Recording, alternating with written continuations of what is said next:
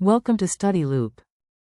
Looking at chapter 9, number 45. It's kind of a long problem, and each of the answers are kind of short answer, but we'll just go ahead and dive right into it right now. So for A, we're talking about opening and closing of stomata and how it relates to capturing free energy for cellular processes. So the reason why plants need stomata in the first place is because stomata serve as the way for the plant to obtain CO2 from the surrounding air. And CO2 is important because it's going to be incorporated into the sugars that the plant is making during photosynthesis. And then those sugars, of course, provide energy. However, when the plant opens its stomata to obtain the carbon dioxide for these sugars, also water can leave the cells or water can leave the plant. And water is necessary for photosynthesis as well. So it's kind of a double-edged sword for a plant to have open stomata because, yes, it will be able to obtain the carbon dioxide to create the sugars for photosynthesis and make that free energy. However, when it leaves its stomata open, it can also lose water, and that's what it's also going to need to create these sugars for energy. So this has to be regulated. Now we're looking at B, explanation in terms of water potential or for the efflux of water during water stress. So during water stress or drought, there isn't much external water. It's pretty dry out. Therefore, the plant itself is not getting water, and water is more likely to leave the plant or leave the plant. And if nothing's done, then the water that the plant has stored, not in its cells, is going to evaporate out of essentially evaporate out of the plant. However, if the water can be placed inside the cells of the plant, it can be used by the plant, and the plant won't lose as much water. So how this works is ions are pumped into the cell, and as you know, water flows from hypotonic to hypertonic solutions.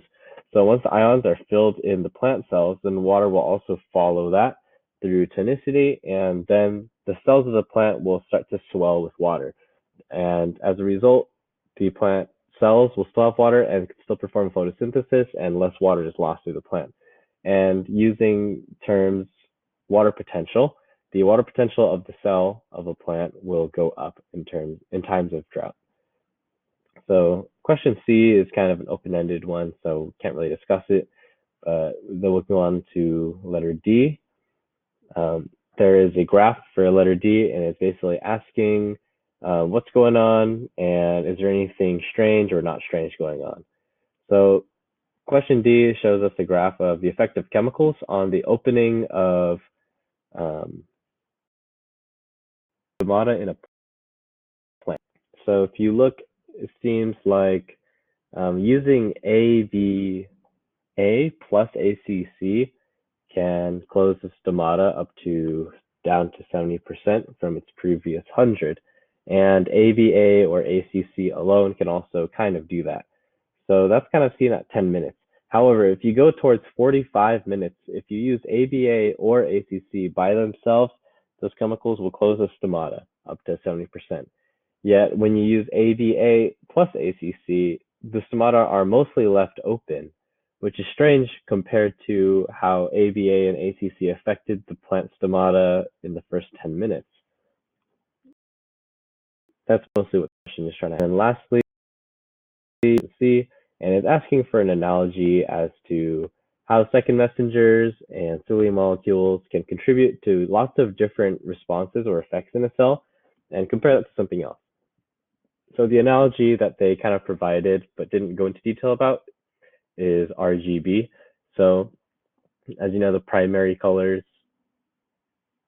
or not necessarily primary colors, but the main colors used when kind of determining different colors is red, green, and blue. And varying levels of red, green, and blue can affect what colors can be created. I think these three colors can contribute to make what's like maybe 27 colors.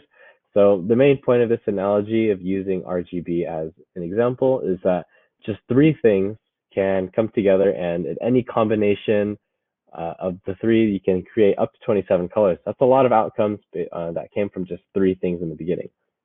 Likewise, secondary messengers and signaling molecules and receptors, all those complexes put together, it's a multi-step problem, and small changes in any step of the process can lead to very different outcomes for a cell. So just keep that in mind that cell signaling has lots of moving parts to it, and there's lots of different ways it can be manipulated to